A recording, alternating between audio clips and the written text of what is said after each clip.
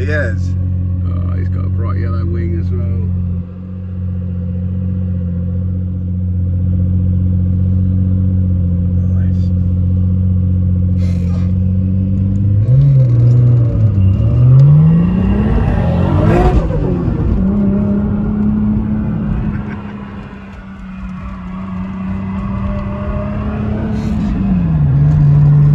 Is this a factory manual then?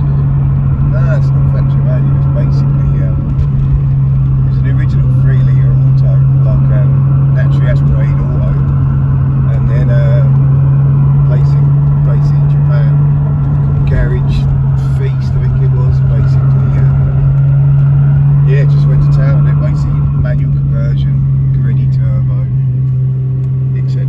It's still on their website in Japan. If you look up, there's like a faded bit on the back window where the window tints a bit sort of shit, and you can just see where it had some stickers on it. And it's just basically, if you look up on look up on Google and check out their place, it's fucking wicked. Yeah, it's like yeah, it's well decent. It's just like, and they've got a big list of cars. Like you've got like, you know, Nissan's tyres, all the stuff they've done in the past, and this car's on there. I was like, yeah, wicked. So yeah, it's pretty good. Feels pretty rapid, yeah. Yeah, it is. It is. It's almost warm enough now. You have to ignore these silly flashing lights. They're just basically, that one's because there needs a new sensor, and this one's because it's basically the default setting is too low.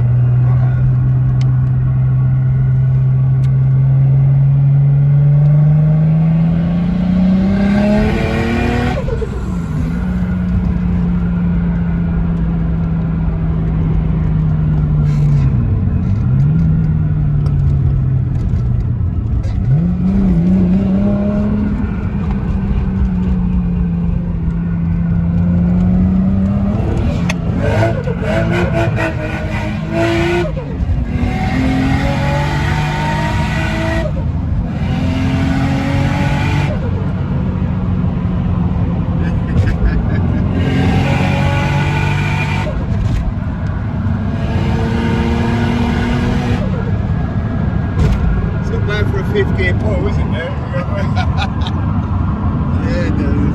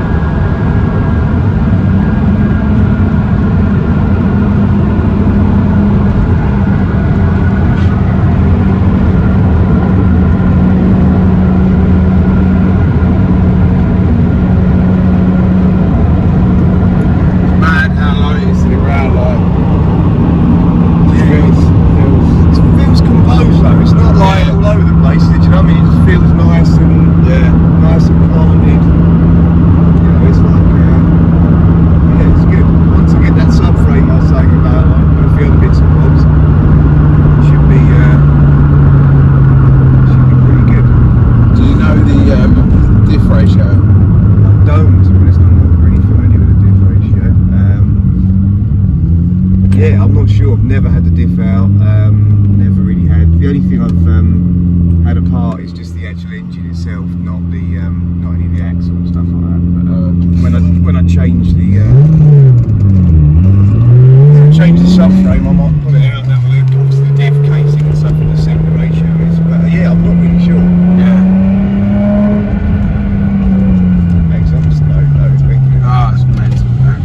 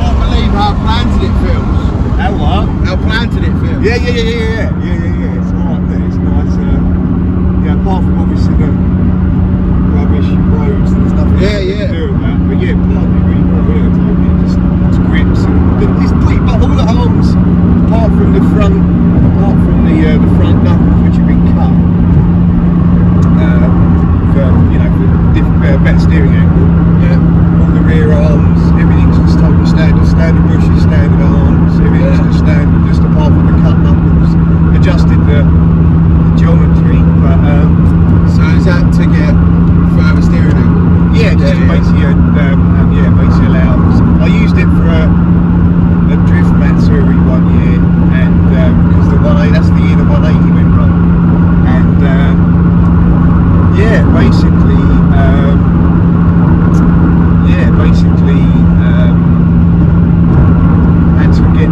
had to get more lock out of it because he's a pretty famous for having crap steering lock. Right. So basically, my mate cut adjusted us, re-welded them for us. Basically, yeah. So it's currently running on completely chopped up knuckles, but yeah, it works really well. Yeah. And yeah, it's got good enough angle. It's not like, you know, a mega drift car, amazing angle, but it's enough to, you know, it worked for that. Matsuri fine. Do you know what I mean? It's really good. Yeah.